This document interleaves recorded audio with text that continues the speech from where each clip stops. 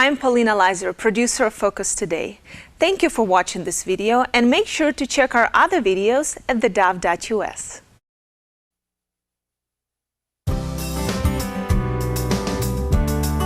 Welcome back to Focus Today, and hey, what a delight to have back with us one of our programmers. I love this guy and what he does. Dan Celia is with us. He heads up financial issues, and it's a program that you can see every day, weekday, on the Dove TV network, starting at 1 o'clock in the afternoon. And this guy, he's spot on. And by the way, his website is financialissues.org. Financialissues.org. Dan, good to see you, buddy. How you doing? Perry, it's great to be here with you live. Sure do appreciate that. So love Dove TV, and I sure appreciate you guys. Thank you. Thank you. Well, what do you think of the debate Sunday night? Oh, boy. Well, I can say that I think that Donald Trump did a little better than he did last time. I thought the moderators were still somewhat of an issue. I think that obviously, Paul Ryan coming out saying what he's doing is not helping a situation. I believe deeply that we have got to be more than ever pro-life, pro-constitution, and pro-judicial branch of the government voters. And I guess I'm probably a little more concerned today about that happening as I might have been, a month ago. Donald Trump said during the debate, he did get a few licks in as far as the economy and taxes are concerned. He did say he wants to take the corporate rate from 35% to 15%. What will that do for business? Oh, it's going to be a firestorm of business. It is going to change everything as we've known it for the last 8 years. And what I mean by that, it is going to be the greatest incentive, Perry, that someone could do to create private sector to put some of the $4 trillion that they have on the sidelines and start putting it to work in the economy. And I would say this, I would add this one other thing to it. And the private sector is not going to wait until the actual legislation and the new tax rules are put into place and passed. They're not going to wait for that. They're just the anticipation of knowing that it's coming is going to change everything very quickly in the economy for the positive. All right, so that obviously is the people are going to reinvest into their companies. They're going to grow their companies, which means more jobs. What does that do to the companies that have left the country? Well, that's a good question. I mean, obviously, they're going to be faced with some very difficult decisions. Number one, they're going to have to be faced with the idea of what would a Donald Trump administration do to them to disincentivize them from being where they are. Secondly, they didn't want to leave to begin with, in my opinion.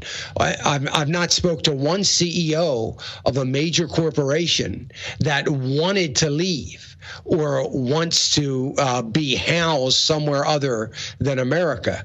So they're going to be faced with some very difficult decisions, and I think they're going to sit back first and wait and see what the final trade negotiations are going to be with whatever country they're housed in.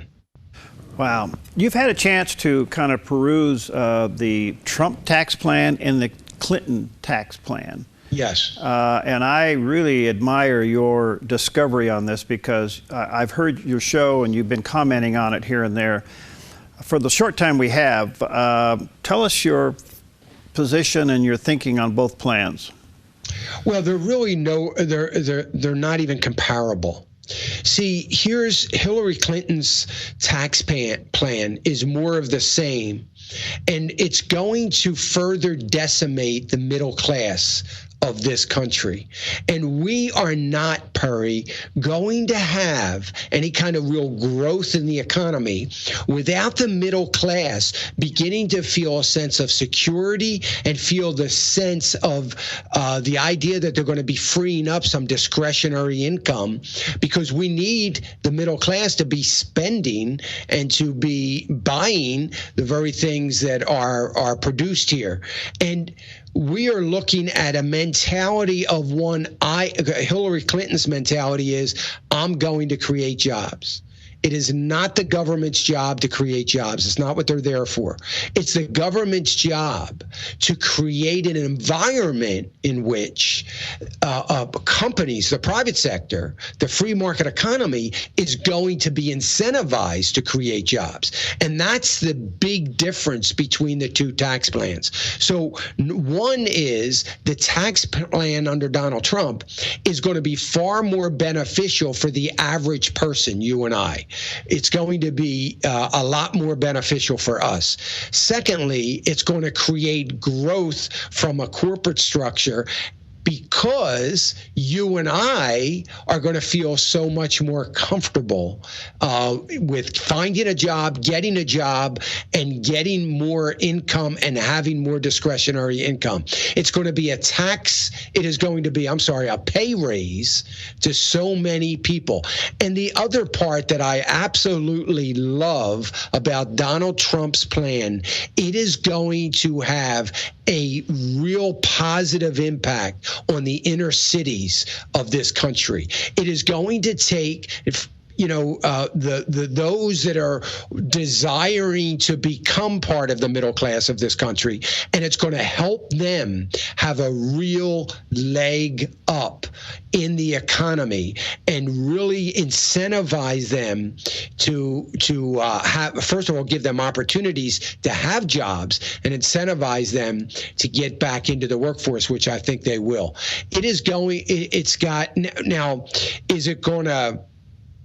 It's not going to do a whole lot for that upper 3%. If anything, it's going to hurt them a little bit more, but that's okay. I don't think anybody's going to argue with that, and I don't think the upper 3% is going to argue with that. So this is a tax plan that is benefiting those that are in the poverty level all the way through those that are making $250,000 on down. So it is going to be a great plan for America, and it's going to free up a lot of resources in this economy. From what I've read, the Donald Trump plan does the one thing that will help the inner city, and that is provide jobs, especially if you lower the corporate tax rate down, because they'll be growing and those cities will be getting those jobs.